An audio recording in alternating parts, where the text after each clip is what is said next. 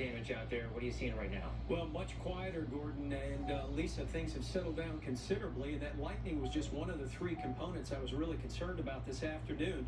The watches and warnings for thunderstorm severity, severe thunderstorm watches and warnings, have been allowed to expire.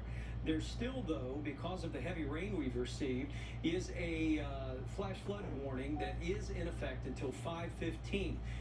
There was an earlier flash flood warning for parts of Washington. That's been allowed to expire. Keeping an eye on this for the next 15 minutes or so. But bottom line is we had some tremendous amounts of rain that created some flood situations. We had a number of reports of flooded roadways, and now we're watching this second line kind of coming through. This does not have any warnings with it, but it is a very potent line with some heavier rainfall. So coming up in just a couple of minutes, I'll put a track on that. Still several minutes out from western Pennsylvania, but it will create more heavy rain on top of what's already fallen. This map kind of tells the story, and you don't even need to really look further than these brighter yellows and darker green spots that run through Allegheny County, also back down into Washington. Those are the areas that picked up tremendous amounts of rain. Flooding's my concern for the next couple of hours. Watch for creeks and streams rising. Of course, avoid those flooded roadways. Coming up, I'll walk you hour by hour through the rest of tonight. Plus, I'm looking at a very wet start for the daytime again tomorrow. I'll see you back in just a couple of minutes. Heavy rain, thanks, Stephen. And now let's head to our reporters who've been checking out the storm damage, starting with Michelle Newell. Yeah, Michelle, you're in the West Mifflin area, and I understand that's where the water came up fast. Oh, yeah, we've been in this rain for hours, Lisa. Take a look behind me. You can see traffic is moving along. The rain is finally slowing down. It's been like this for about 2 hours. We're just above Lebanon Church Road. As you can see, this is always a busy intersection. It was hardly recognizable around 2 this afternoon. A viewer sent us this video. As you can see, a good stretch of the road flooded, and if you look closely, you can see a car partially underwater. I'm told the woman who was in that car, she managed to get out okay. She's good, but this was a definitely scary situation for her. As you can see, again, the rain has calmed down. My best bet for you, if you're home, stay home. You don't want to be in this mess. We're going to continue tracking this weather for you and give you another live update at 6. Michelle Newell, Channel 11 News. Thanks, Michelle. And now let's turn to Channel Houston along Route 51 in Pleasant Hills. And he's been learning about flooding in that area this afternoon, right? Burger, what the hell have you done? Flooding is not an issue, as you can see, but that was not the case about an hour ago. Take a look at this video. A Channel 11 viewer sent us video of flooding here near Dean Honda in Pleasant Hills Borough. The dealership tells us that anytime this area off Highway 51 gets more than 40 minutes of torrential rain, flooding becomes an issue. Workers have a system in place where cars are moved and orange cones are placed around where the flooding normally happens.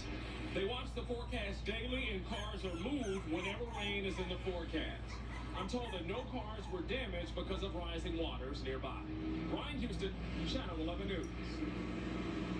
Thanks, Ryan. And some other weather-related impacts. Kennywood closed its water rides today in anticipation of today's storms.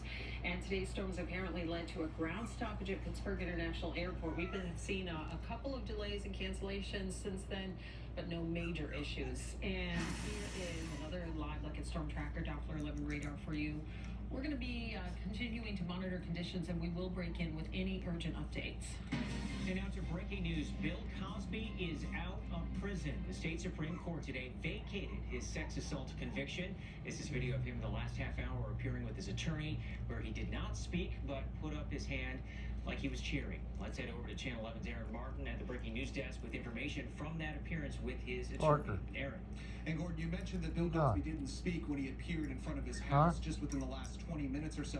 But what he did do was nod very vehemently when some of his supporters and attorneys were speaking about how the judicial system really has treated him unfairly over the years. Of course, this comes after that surprise ruling from the Pennsylvania Supreme Court that after 2.5 years in prison, Bill Cosby is now a free man. Candy girl. This morning, Bill Cosby was in the middle of serving a 3 to 10 year prison sentence for sexual assault. But by this afternoon, he was a free man just hours after Pennsylvania Supreme Court overturned his 2018 conviction. The ruling came after a majority of justices decided Cosby's Fifth Amendment rights were violated.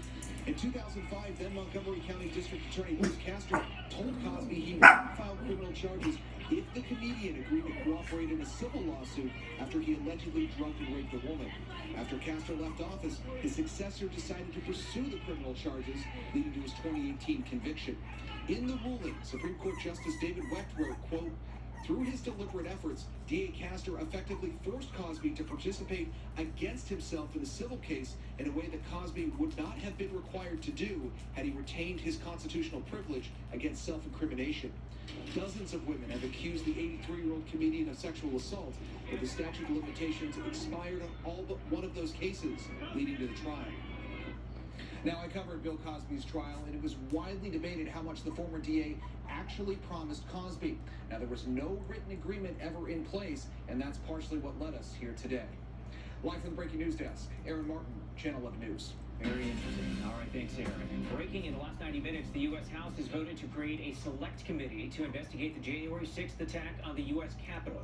The vote was 222 to 190 to create the committee, where Democrats will appoint 8 seats and Republicans will appoint 5. Only 2 Republicans, Liz Cheney and Adam Kinzinger, voted with the Democrats. That vote comes after Republicans in the U.S. Senate rejected an independent bipartisan proposal. We are speaking with a police chief who was hit by a car while he was trying to help someone. We first brought you this story in February. And new at 5, Channel 11's Melanie Gillespie learned just how lucky he feels to be alive today. There was only one car to lessen the blow instead of 2 cars to lessen the blow. I doubt very much I'd be standing here. Mike Natale remembers February 6th like it was yesterday. I saw one car the whole mile ahead of me, and it was stopped in the fast lane in the middle of the bridge. No hazard lights, no brake lights, nothing. He was parked. Mike stopped to help on his way to his shift at West Newton after he saw a van parked in the middle of the Spears Bridge on I-70. The driver slumped over the wheel. Moments later, he found himself in the middle of a second crash where a teen driver slammed into them, sending Mike to the ground and bleeding from the head. These are pictures of the aftermath from Ross River Central Fire Department. All of a sudden, the Good Samaritan screams out in absolute panic. Not repeatable what he actually said. I turn and look, and there's a car coming in the fast lane right at us at what was later said to be 75 miles an hour with no sign of stopping, swerving, braking, turning. The Smithton chief and West Newton police officer is back on the job, but he's still dealing with remnants of his injuries 5 months after the accident. The injuries were certainly life-threatening. I got excellent care from excellent people very quickly, so, but by no means is it over. Mike was just one of the Good Samaritans who stopped that day to help. Another man driving by got out and was pinned between cars, his pelvis crushed. The two have remained close since having their lives changed that February day. But if there's one thing Mike is walking away with... Everybody knowing somebody who's going through a crisis, a stress, I'm lucky in many ways, but I'm lucky because I have amazing people in my circle. But not everybody does. And he has a strong message to distracted drivers lining up behind the wheel. Move over, slow down, absolutely. I wouldn't be doing this job if I didn't believe in the justice system. All I hope is that it's fair but firm. That now 19-year-old driver Brian Keegan was charged with 2 felony counts of aggravated assault by vehicle in addition to several other traffic citations. He's due in court here for preliminary hearing next Friday. Reporting in Westmoreland County, I'm Melanie Gillespie for Channel 11 News. Pennsylvania Governor Tom Wolf today signed the state budget, and it includes historic spending on education. The $40 billion budget includes a $416 million increase in education funding. That includes $200 million in basic aid and $100 million for disadvantaged school districts. The budget does not raise taxes, and it will deposit a record $2.5 billion into the state's rainy day fund, thanks to an influx in COVID relief money. The latest now in the fight against COVID-19. The head of the CDC said today fully vaccinated people are safe from the current variants, including the Delta variant.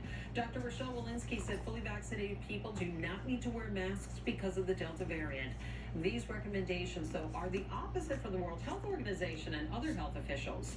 Meantime, Moderna says its COVID vaccine has shown promise in lab tests against several variants, including the Delta variant. And here in Pittsburgh, Point Park University is just the latest school to require students to get the COVID vaccine if they want to learn in person this fall.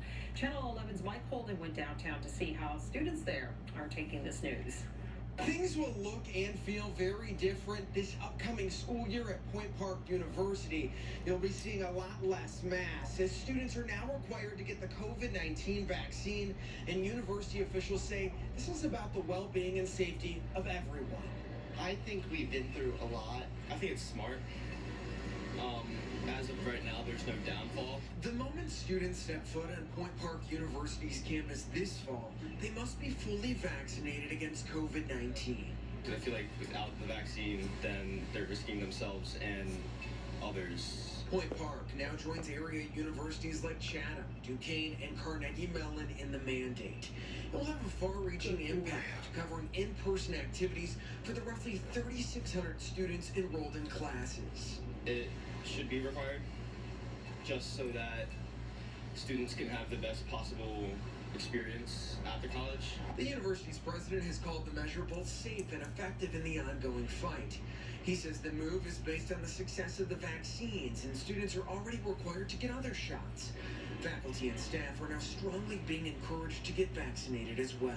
I think getting through this means getting the vaccine, no matter what you think. I think it's going to save lives. I think it has saved lives.